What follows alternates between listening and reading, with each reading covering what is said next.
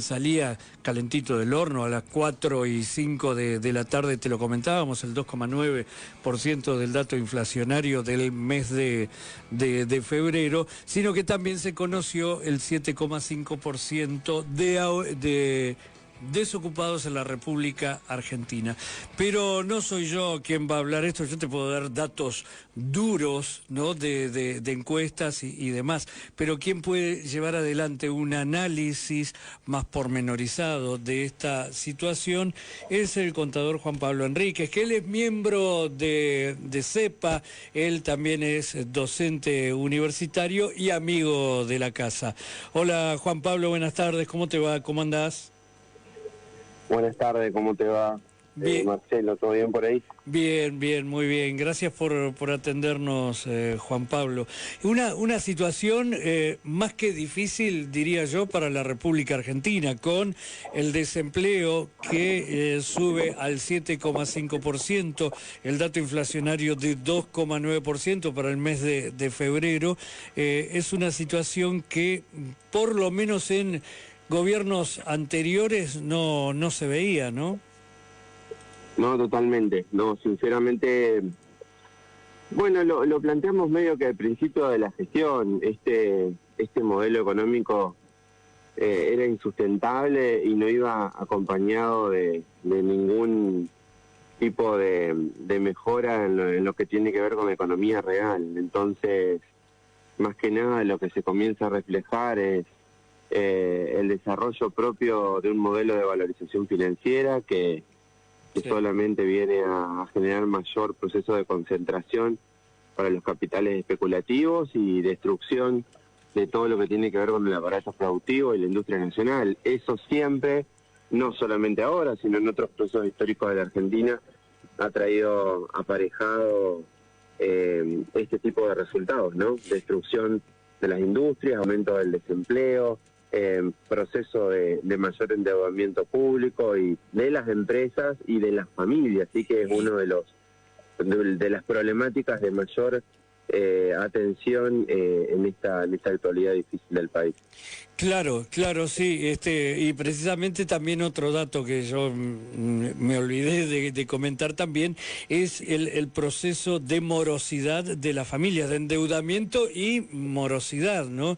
Que esto es muy peligroso para la economía familiar, porque se termina endeudándose y tomando otro préstamo, otro crédito, pero ya entre comillas, la financiera del barrio, por no decir el prestamista del barrio, que con intereses más que altos, cuasi usurero te diría, empiezan también a ahogar a las familias.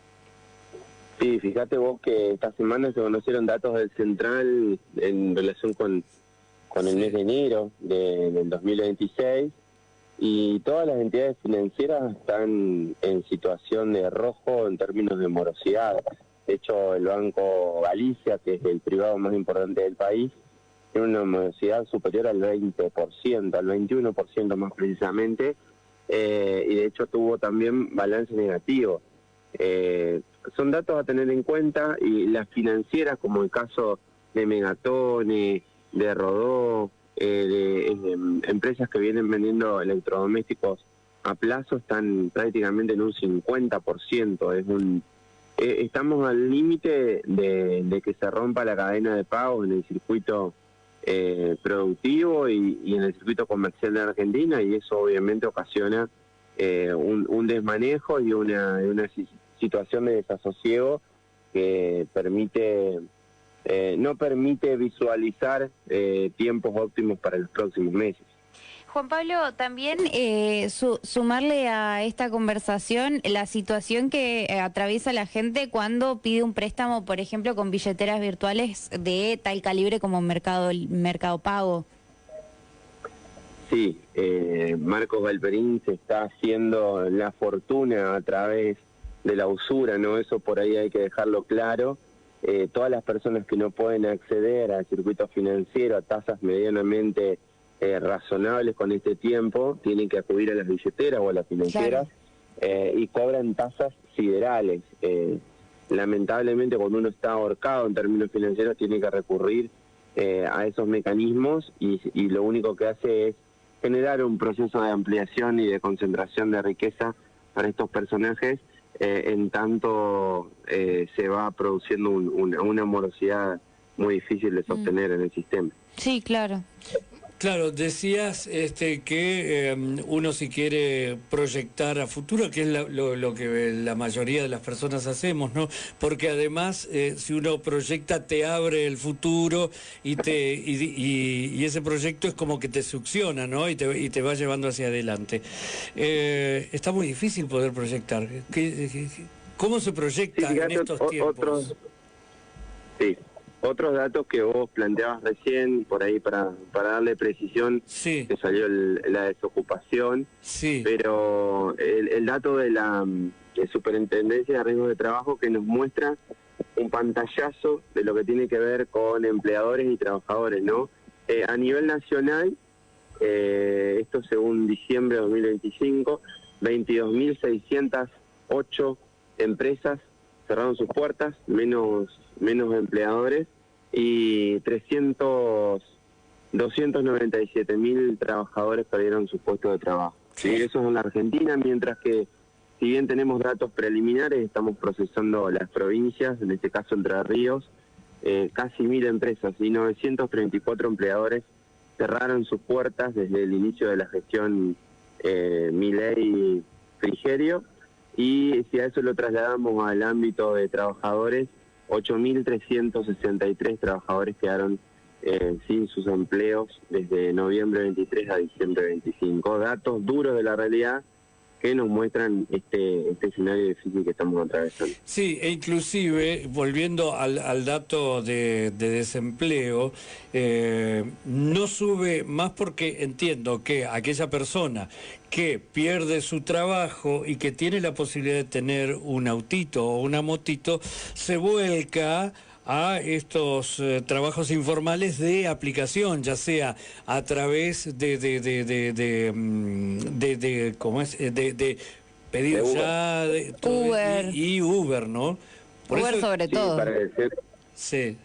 tener una idea, se estima que hay más de 500.000 trabajadores argentinos ya a bordo de un Uber, y es una de las salidas alternativas que tiene los laburantes. El tema es que se va colapsando el mercado, Claro. va a haber mucha oferta y poca demanda, y eso obviamente hace poco razonable el funcionamiento del negocio, como las famosas pizzerías de la década del 90. Sí, claro, y los parripollos, y los padres, las canchas de padres y demás. El tema, Juan Pablo, es ¿hasta cuándo hay una sociedad que aguanta y que permite toda esta situación, ser rehén de un gobierno que, si bien fue electo popularmente, pero que es nocivo para la sociedad y simplemente hace falta ver cómo están las familias para darse cuenta, y va mucho más allá de una posición política? Sí, no es casualidad que las últimas encuestas que han salido a la luz en estas últimas semanas ya muestran un descontento creciente y generalizado con esta gestión. Hay gran parte de la población que votó pensando en que podía llegar a haber un cambio favorable. Eso no se ha producido, y todo lo contrario, ¿no? Si uno compara inclusive con la gestión anterior, que tuvo muchos puntos negativos, pero en términos de generación de empleo y de industria fue creciente en relación a lo que es este ciclo. Lamentablemente, si no hay un cambio de rumbo económico o de modelo económico, esto va a seguir hasta que la sociedad lo soporte. Estos indicadores de morosidad y de cadena de pagos al límite, Claro. Son quizá puntos de inflexión, ¿no? Y además este modelo, como bien quedó claro el año pasado, solamente se sustentó a través del acompañamiento de Donald Trump y de su amenaza de que si no se acompañaba esta gestión estallaba Argentina por los aires. Bueno, pareciera que Donald Trump tampoco tendría muy buen tino este año en el circuito electoral de Estados Unidos, y eso seguramente va a terminar repercutiendo también en lo que tiene que ver con la República Argentina y sus actos electorales en defensa o no de la gestión de Milei. Hay un economista, bueno, que lógicamente vos seguramente lo conocés, de Pablo, no me sale el nombre de pila en este momento. Sí, el principal asesor de Milei. De Milei, que dijo, palabras más menos, dijo, bueno, que Milei se había jugado el todo por Donald Trump, y qué pasa si Donald Trump pierde las elecciones de medio tiempo, ¿no? De medio término. Es como que también está diciendo, bueno, también nos vamos al tacho con Donald Trump. Sí, Juan Carlos de Pablo. Juan Carlos, sí, aparte en una situación de absoluta irresponsabilidad, como que si manejar el destino de la Argentina sea una apuesta. Dijo, bueno, uno puede apostar por un candidato o por el otro, y si apostamos al perdedor, seguramente vamos a tener malos resultados.